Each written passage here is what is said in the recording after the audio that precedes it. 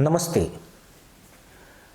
इधर जैसे ही इजराइल के पीएम बेंजामिन नेतन्याहू ने प्रधानमंत्री नरेंद्र मोदी की इजराइल यात्रा का अनौपचारिक ऐलान किया, कई देशों के सियासी गलियारों में हलचल तेज हो गई।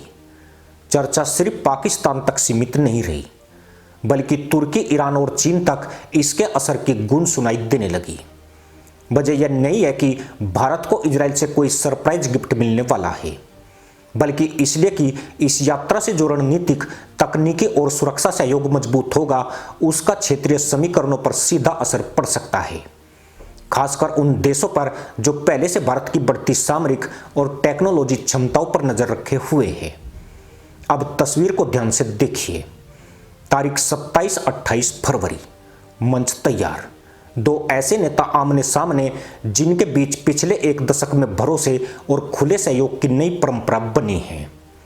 2017 की ऐतिहासिक यात्रा के बाद भारत इजरायल रिश्तों ने जो रफ्तार पकड़ी, उसने पुराने संकोचों को पीछे छोड़ दिया। रक्षा, साइबर, एग्रीटेक, इनोवेशन, हर मोर्चे पर साझेदारी का विस्तार हुआ। अब 2026 का यह दौरा उसी कहानी का अगला निर्णायक अध्याय बनकर उभर रहा है। इजराइल का उत्साह सिर्फ कूटनीतिक शिष्टाचार नहीं है। नेतन्याहू का सार्वजनिक मंच से नाम लेकर स्वागत करना एक स्पष्ट संदेश देता है कि भारत इजराइल की रणनीतिक सोच में केंद्रीय स्थान रखता है। पश्चिम एशिया की जटिल राजनीति में यह संकेत अहम है, क्योंकि यहां हर बयान, हर विजिट, हर फोटो ओप के पीछे कई स्तरों के संदेश छिपे होते हैं।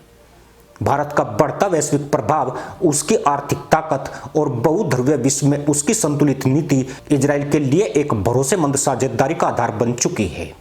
अब एजेंडे के असली केंद्र की बात करें, रक्षा और हाईटेक सहयोग।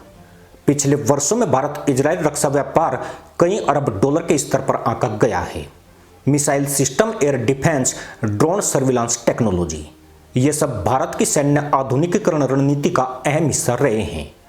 बराक 8 एयर डिफेंस सिस्टम ने भारत की वायु सुरक्षा ढांचे को नई मजबूती दी है। Spike anti tank guided missile ने सामरिक क्षमताओं को धार दी है।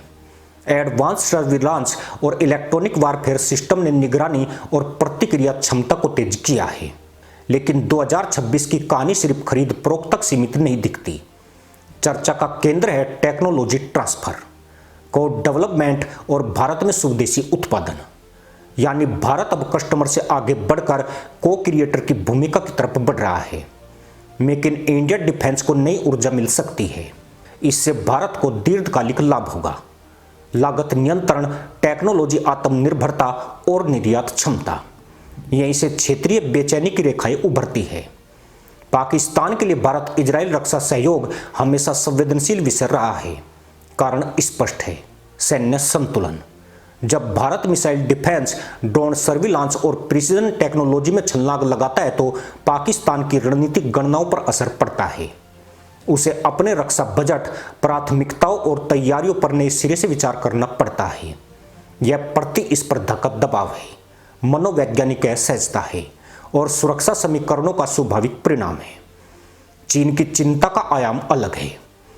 चीन वैश्विक टेक्नोलॉजी और सैन्य आधुनिकीकरण में अग्रणी ताकतों में गिना जाता है। लेकिन भारत इजराइल साझेदारी एशिया में एक नए टेक सिक्योरिटी अक्ष का संकेत देती है। साइबर सुरक्षा, AI driven defence, smart surveillance, इन क्षेत्रों में सहयोग से भारत की क्षमताएं तेज होती है और इंडो पैसिफिक रणनीति के व्यापक ढांचे में नए संदेश जाते हैं। चीन इसे सीधे टकराव की दृष्टि से नहीं, बल्कि क्षेत्रीय शक्ति संतुलन के परिप्रेक्ष्य में देखता है। तुर्की और ईरान के संदर्भ में समीकरण और जटिल हो जाते हैं। पश्चिम एशिया में इजराइल के साथ खुला जुड़ाव हमेशा बहस का विषय रहा है, लेकिन भारत की खासियत रही है संतुलन। इजराइल के साथ रणनीतिक साझेदारी, साथ ही खाड़ी देशों और ईरान के साथ भी संवाद, ऊर्जा सुरक्षा, व्यापार, प्रवासी भारतीय कनेक्टिविटी। भारत ने अपने हितों को बहुआयामी ढंग से साधा है। मोदी की यह यात्रा उसी संतुलित नीति की निरंतरता का संकेत है। साइबर और एआई सहयोग पर नजर डाले तो तस्वीर और दिलचस्प बनती है। आज का युद्ध क्षेत्र डिजिटल है। Banking network, power grid, defence, communication, सब साइबर खतरे की जद में है। इजराइल साइबर इनोवेशन का ग्लोबल हब माना जाता है। भारत दुनिया की सबसे तेजी से बढ़ती डिजिटल अर्थव्यवस्थाओं में शामिल है। दोनों का गठजोड़ स्मार्ट डिफेंस, डेटा सिक्योरिटी और एआई आधारित थ्रेट एनालिसिस में गेम चेंजर बन सकता है। आर्थिक आयाम भी कम महत्वपूर्ण नहीं है। द्विपक्षीय व्यापार लगभग 10 अरब डॉलर के आसपास जा चुका है, जिसमें डायमंड, केमिकल्स, इलेक्ट्रॉनिक्स, एग्रीटेक और सेवाएं शामिल हैं। एफटीए पर चल रही बातचीत अगर इस यात्रा में ठोस प्रगति दिखाती है तो निवेश, स्टार्टअप, कोलैबोरेशन और टेक्नोलॉजी ट्रांसफर को नई गति मिल सकती है। कृषि और जल प्रबंधन, यह वह क्षेत्र है जहां साझेदारी सीधे आम लोगों के जीवन से जुड़ती है। ड्रिप इरिगेशन, माइक्रो इरिगेशन, जल दक्षता तकनीक। भारत के कई राज्यों में सेंटर ऑफ एक्सीलेंस के सकारात्मक परिणाम सामने आए हैं। बेहतर उपज, कम जल उपयोग, उच्च गुणवत्ता। यह यात्रा इन परियोजनाओं के विस्तार और नई एग्रीटेक पहल की दिशा में अहम कदम बन सकती है।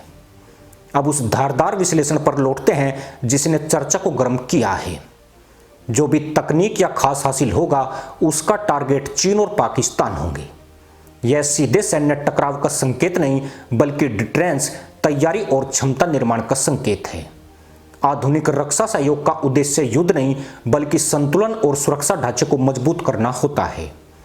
भारत इजराइल सहयोग को भारत अपनी राष्ट्रीय सुरक्षा और तकनीकी आधुनिकीकरण के संदर्भ में प्रस्तुत करता है, न कि किसी तीसरे देश के खिलाफ।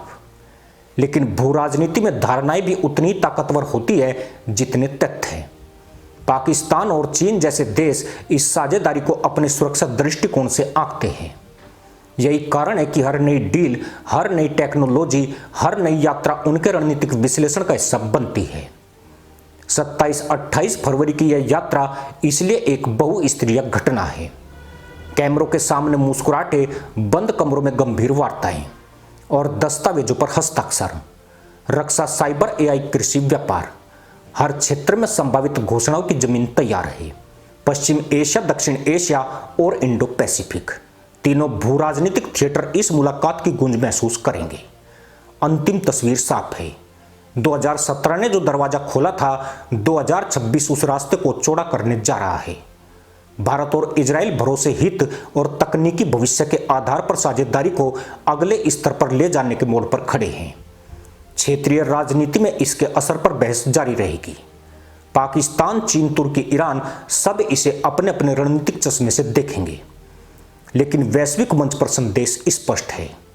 भारत अब अपनी रणनीतिक और तकनीकी चालें खुले आत्मविश्वास के साथ चल रहा है और इजराइल उसके इस सफर में एक मजबूत साझेदार के रूप में खड़ा है। इसी के साथ अनुमति दोस्तों, जय हिंद, वंदे मातरम।